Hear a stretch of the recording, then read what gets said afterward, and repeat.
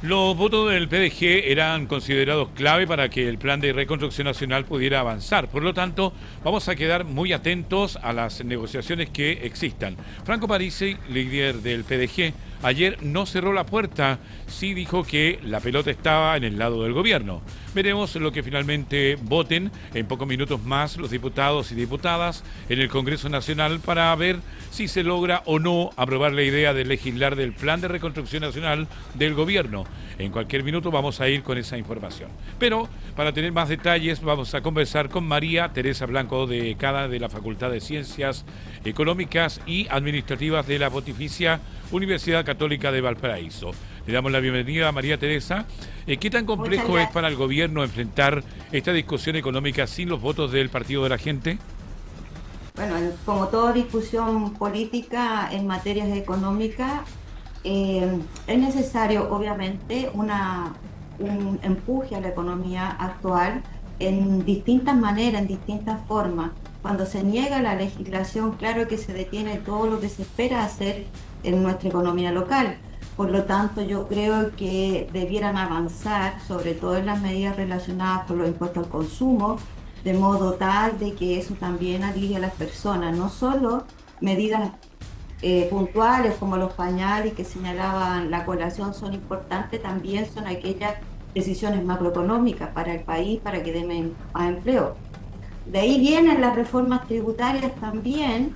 No, una rebaja del impuesto de primera categoría de las empresas no significa una menor carga tributaria para las empresas, sino que un menor pago a cuenta de los impuestos personales. Recordar que hoy en Chile el impuesto a las personas, el global complementario, llega al 40%. Entonces, es importante que se pueda avanzar, ojalá llegaran a un acuerdo de poder avanzar en soluciones para el país que tiene una economía estancada. Y eso no es un dato manejable, sino que es real.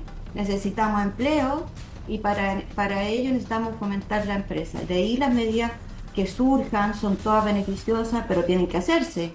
Si nos vamos a discutir un año, la verdad es que la economía necesita soluciones pronto. Estancada pero no quebrada, ¿no?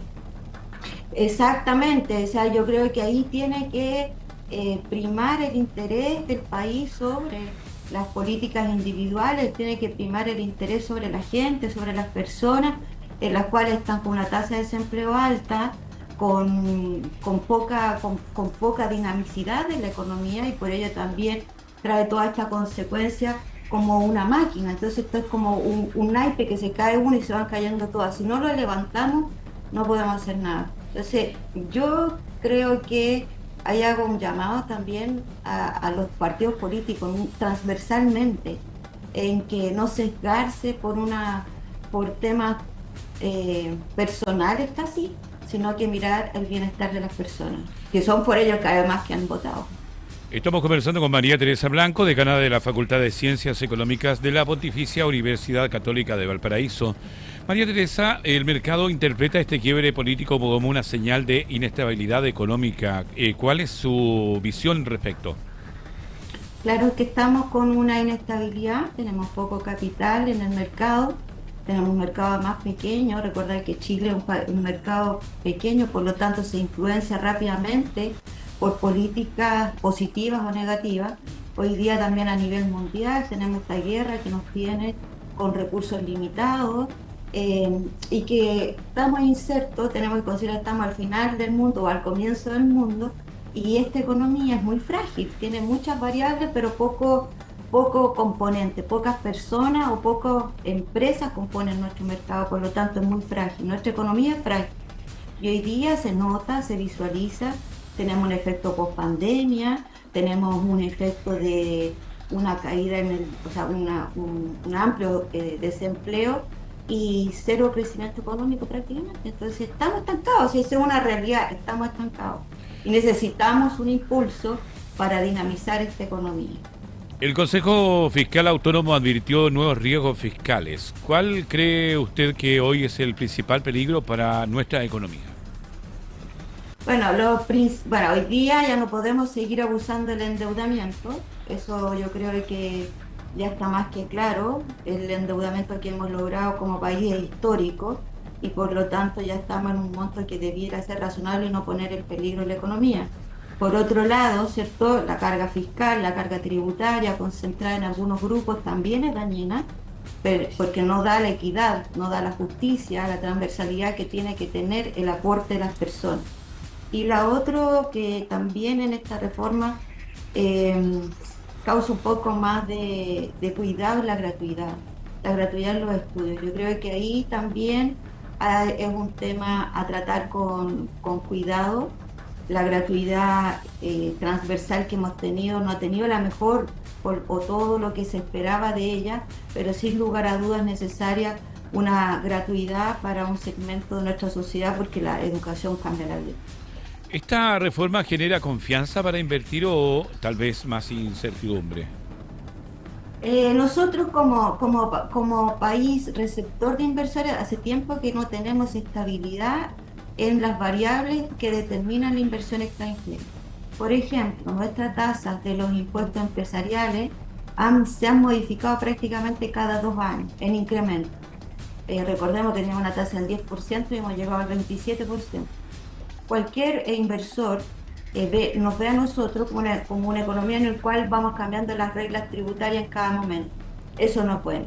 Por supuesto que eso no es bueno. En segundo lugar, nuestro sistema tributario es integrado. Eso significa que no solo pagamos el impuesto de primera categoría en las empresas, sino que además en el global complementario, por lo tanto es mala una comparación de la tasa del impuesto de primera categoría con otros países que no tienen este sistema semi-integrado o integrado para las pymes. En simple, María Teresa, cuando hablamos de global complementario, que es un tema que tal vez los expertos y los economistas manejan muy bien, pero el común de la gente no lo sabe. El global complementario también tiene un valor sobre lo que uno puede percibir como ciudadano común y corriente. Claro, nosotros, los trabajadores dependientes, todos los meses vamos pagando un impuesto que sí es carga fiscal. Nosotros eso lo vamos apoyando, vamos dando esa parte de nuestro sueldo, aportándolo para el financiamiento del gasto público.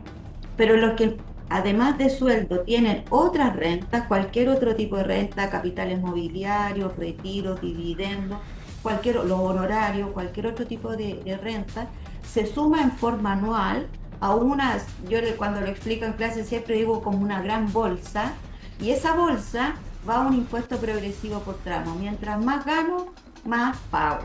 Y la tasa en tramo exento, como también el ingreso mayor llega a pagar el 40%, que es un impuesto altísimo, si ustedes lo miran desde el punto de vista de la carga fiscal.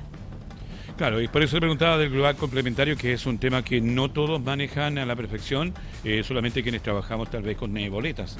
¿Cree que el gobierno logró explicar correctamente el impacto económico de este plan de reconstrucción? Yo creo que ahí estamos un poco al debe porque da por salida muchas de los impactos que, sobre todo los fiscales, que son los más profundos que tiene, el tema del IVA, el tema de la rebaja de los impuestos en la empresa de primera categoría y mantener los beneficios de la pyme. Yo creo que la explicación que se da es más, falta un poco explicar que el bajar impuestos también aporta en la empresa a que tenga más flujo de finanzas, más flujo financiero. Al pagar menos impuestos tiene más flujo y con ese flujo le permite reinvertir, tener más mercadería, tener más contratos, dinamiza la empresa a tener más flujo. No quiere decir que tenga menor carga tributaria, porque la carga tributaria es el global complementario. Por lo tanto, el bajarle el impuesto a la empresa es otorgarle flujo financiero para que tenga capital de trabajo.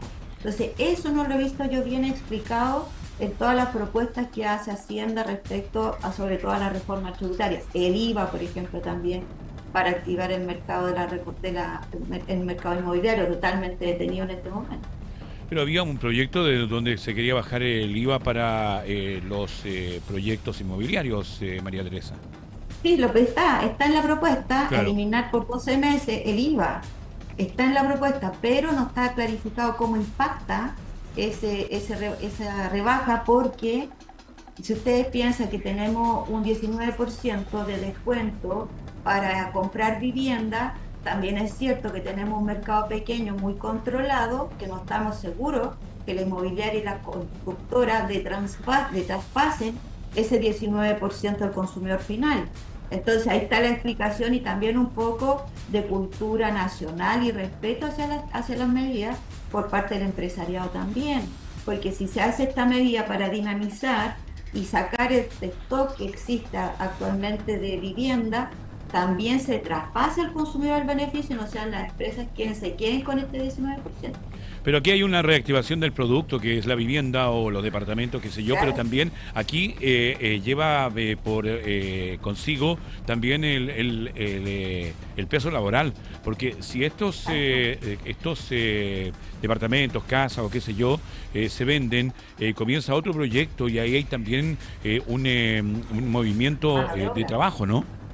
Exacto, las constructoras son una fuente laboral eh, muy grande a nivel nacional y tiene mucho impacto en el empleo en dos tramos, en los tramos mediano y bajo, ¿cierto? De desempleo y de poca profesionalización también. Entonces eso la persona al tener un sueldo, eso le genera consumo. Y al tener consumo, las empresas más venden y así va dinamizando esta economía. Por eso necesitamos estas inyecciones de actividad de modo tal que este círculo económico en el cual nos movemos vea más rápido y así vamos creciendo. Y también darle la oportunidad a las pymes, por supuesto, que aunque no son las que aportan la mayor cantidad de fondos en la recuperación de impuestos, sí lo son en dar trabajo. Las pymes son quienes concentran la mayor parte de mano de obra, por lo tanto es bueno también el beneficio que las pymes tengan mayor capital de trabajo y de esta forma poder competir de mejor forma, tener fuentes de financiamiento y de contratar más personas también. Finalmente, ¿qué está más en juego hoy con esta votación? ¿La reconstrucción, la estabilidad fiscal o la credibilidad económica del gobierno de José Antonio Kast? Bueno, yo creo que ese no es mi especialidad, le podría decir, son las tres variables al mismo tiempo, ¿verdad? Lo podría ser como en un multivariable. Creo que las tres con distintas ponderaciones están en juego, o sea, son las primeras medidas de un gobierno. Yo creo que obviamente que está la estabilidad económica, pero lo que todos esperamos es que haya unidad en nuestro país en beneficio de las personas que son quienes lo necesitan. Y a eso necesitamos altura de mira, necesitamos valor para decir realmente lo que se necesita. Yo creo que ahí tenemos que tener fe en los políticos, en que puedan llegar a un acuerdo que sea transversal, pero de apoyo a la comunidad, que piensen en las personas, aquellos que no tienen el sueldo que las personas como están en el Congreso lo tienen. Necesitamos los fondos para las personas de menor ingreso y de esa forma también dinamizar nuestra economía. María Teresa Blanco, decana de Facultad de Ciencias Económicas y Administrativas de la Pontificia Universidad Católica de Valparaíso, agradecerle por este tiempo y por dejarnos más claro este tema. No, muchas gracias a ustedes por esta invitación. Muchísimas gracias y gusto saludarlos. Gracias igualmente. Buenas tardes.